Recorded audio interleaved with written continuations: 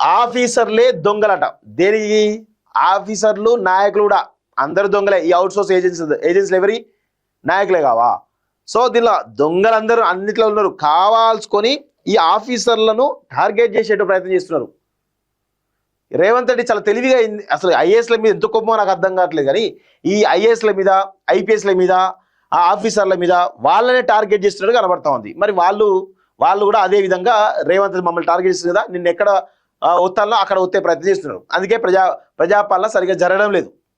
మీరు చూడండి, రైతు బంధు ఉందా? పడ్డదా? పడలేదు. సో ఏమైనా డెవలప్మెంట్ యాక్టివిటీస్ ఉన్నాయా? లేవు.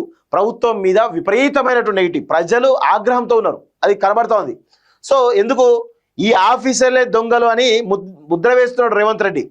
సో అవుట్ సోర్సింగ్ స్కామ్ లో వారిదే కీరోలట. అసలు అవుట్ సోర్సింగ్ ఏజెన్సీలు ఎవరివి? నాయకులే కావా? గతంలో కేసీఆర్ హయాంలో ఉన్నట్టు నాయకులు అయింది. ఆ మారిన తర్వాత ఇవి ఇప్పుడు ప్రస్తుతం రేవంత్ రెడ్డికి సంబంధించిన అనుచరులే అయినాయి. మరి ఆఫీసర్లు ఎందుకు దొంగలు అవుతారు? ఈ అవుట్ సోర్సింగ్ సంబంధించిన స్కామ్ లో రేవంత్ రెడ్డి కూడా దొంగనే కదా. రేవంత్ రెడ్డి అనుచరులు, కాంగ్రెస్ ప్రభుత్వంలో పెద్దలు కూడా దొంగలే కదా. వారికి రెగ్యులర్ తో పాటే అవుట్ సోర్సింగ్ శాలరీ 7,000 మంది గుర్తింపు, ఫోరెన్సిక్ ఆడిట్ తో గుర్తురట. 7,000 మంది గుర్తింపట. మరి అవుట్ సోర్సింగ్ ఏజెన్సీలు ఏం చేస్తున్నాయి? అవేవరివి? వాటిపైన కూడా ఫోరెన్సిక్ ఆడిట్ చేయండి, చూద్దాం. ఇప్పటి వరకు ఎంతమందికి శాలరీ అవుట్ సోర్సింగ్ ఏజెన్సీలు, ఒక్కొక్క ఏజెన్సీ ఎంతమంది ఎంప్లాయీస్ ని రిక్రూట్ చేసింది, ఏ డిపార్ట్మెంట్ రిక్రూట్ చేసింది, వాళ్ళకు శాలరీ ఎట్లా ఇచ్చింది, ఎంత ఇచ్చింది, వీటి చేయండి ఫోరెన్సిక్ ఆడిట్, తెలుస్తుంది.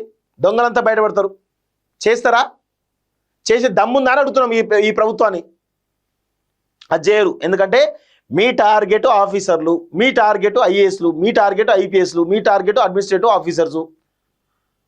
ఎందుకంటే మీకు మధ్య వాటాలు సరిగ్గా తెలియట్లేదు.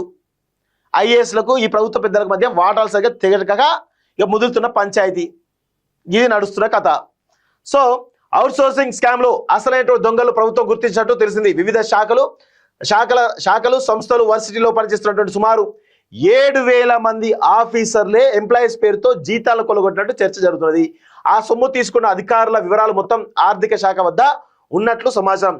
సదరు అధికారులపై చర్యలు తీసుకునేందుకు సిద్ధమైనటువంటి ప్రభుత్వం ఏ రకమైన యాక్షన్ తీసుకోవాలనే అంశంపై సమాలోచన చేస్తున్నట్టు తెలిసింది. ఫోరెన్సిక్ ఆడిట్ తో గుట్టురట్టట. సో ఫోరెన్సిక్ ఆడిట్ చేయడం ద్వారా 360 degrees లో ప్రత్యేక సాఫ్ట్వేర్ తో ఇదంతా చేయడం వల్ల మొత్తానికైతే కాంట్రాక్ట్ అవుట్ సోర్సింగ్ లో పెద్ద ఎత్తున 1,000 కోట్ల స్కామ్ జరిగిందని చాలా స్పష్టంగా అర్థమవుతుంది.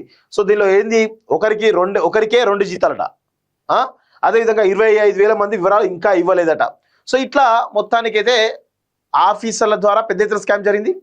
ఏజెన్సీలు, దాని వెనక ఉన్నటువంటి రాజకీయ నాయకులు వెళ్తున్నారో వాళ్ళ ద్వారా కూడా పెద్ద ఎత్తున 1,000 కోట్ల స్కామ్ జరిగిందని చాలా స్పష్టంగా తెలుస్తుంది. దానికి ఆఫీసర్లు ఒక్కరే దొంగలనడం కరెక్ట్ కాదు. ఆఫీసర్లతో పాటు మీరు కూడా దొంగలే, గజ దొంగలే అని చాలా స్పష్టంగా అర్థమైపోతుంది. సో ఇది అవుట్ సోర్సింగ్ లో ఎంత దారుణంగా దోచుకున్నారో చూడండి ఒకసారి.